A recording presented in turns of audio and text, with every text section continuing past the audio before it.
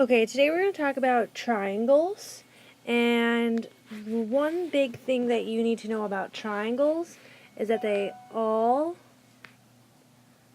add up to 180 degrees. So when we add all of the three angles together, they will add 180. So for example, if we have a triangle and we have angles T, R, and S, all we would have to do is T plus R plus S equals 180, and we could figure out what those are based on the information that we're given. Okay, today we're going to focus on three different types of triangles. The first that we're going to talk about is an acute triangle, and this is a word that we have heard before when we talked about angles.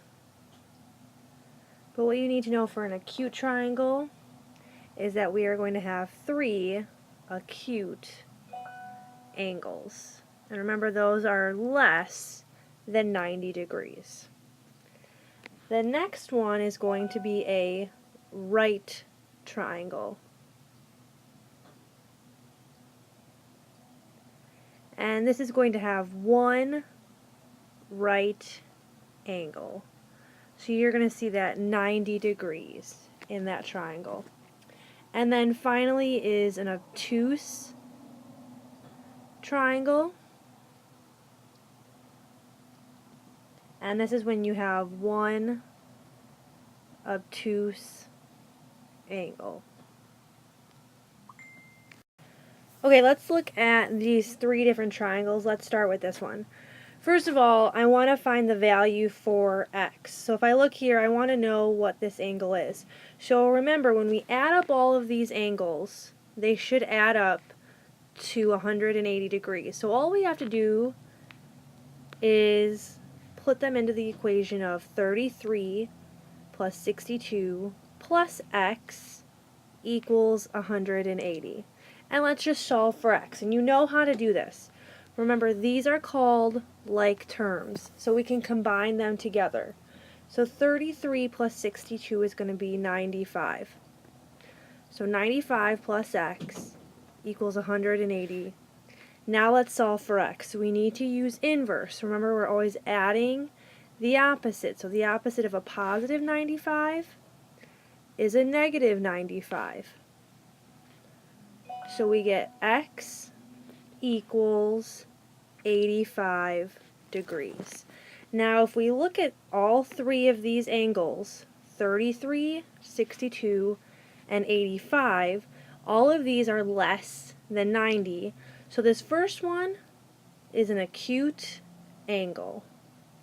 So that's an example of an acute angle. Alright, let's do this next one down here together as well. Now notice here we have this symbol right here. What does that mean? Remember, this means 90 degrees. So we have 90 plus 28 plus y equals 180 degrees, or just 180.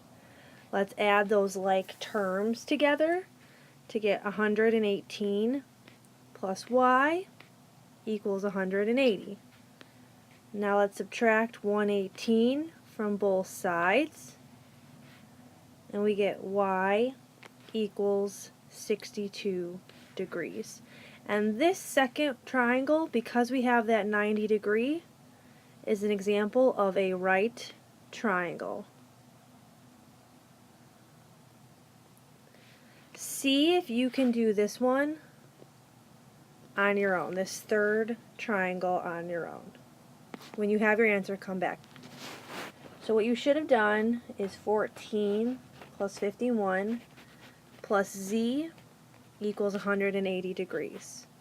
We can add those two together to get 65 plus z equals 180.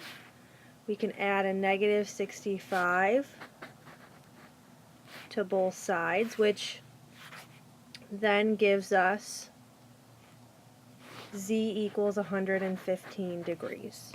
Now, since we have this one angle that's bigger than 90, this triangle is an example of an obtuse triangle. And I want to go back over here and look real quick. I subtracted 118. Again, this is the same thing as adding the opposite, so adding negative 118. So we need to get 3 more definitions down, and before when we were talking about acute, obtuse, and right, we were talking about their angles and the sides and how they compared. Now we're going to look at their side lengths and how they compare. So the first one that we're going to talk about is called equilateral.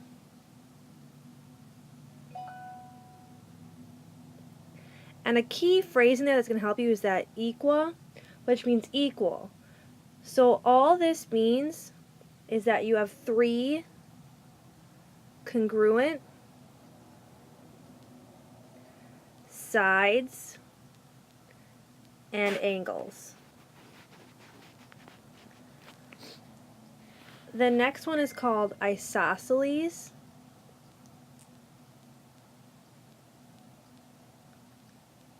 And this is when at least 2 congruent sides and angles.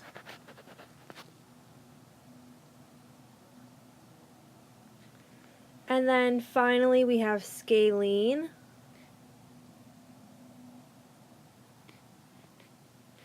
And this is when there are no congruent sides or angles. So we're going to work on some examples like this in the next slide. Okay, before we start solving for the variables that you see in each of these triangles, I just want to show you the examples of what these each fall into. If you notice this first triangle right here, how we have m's in all of these, that's telling you that each of those angles are the same. So this is an example of an equilateral triangle. Okay, so I just want to give you different examples. This second one over here, where we see that we have 2 ends, which again means that those angles are the same. We have 2 congruent sides, so this means this is an isosceles triangle. An example of an isosceles triangle.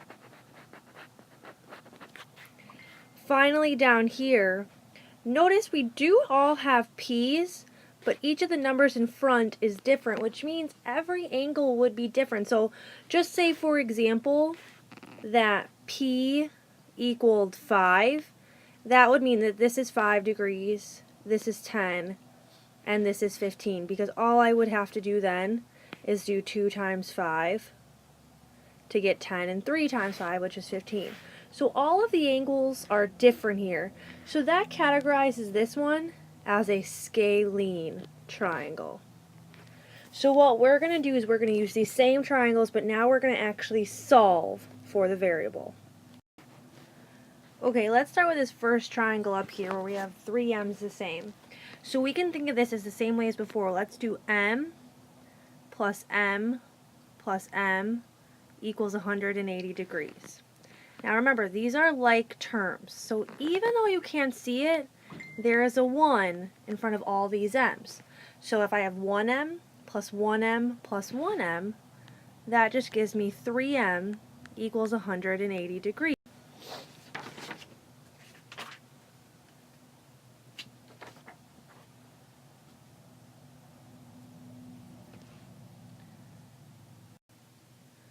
That is the end of the notes for today. So you can finish it and then make sure you do your exit slip and then send it in to me.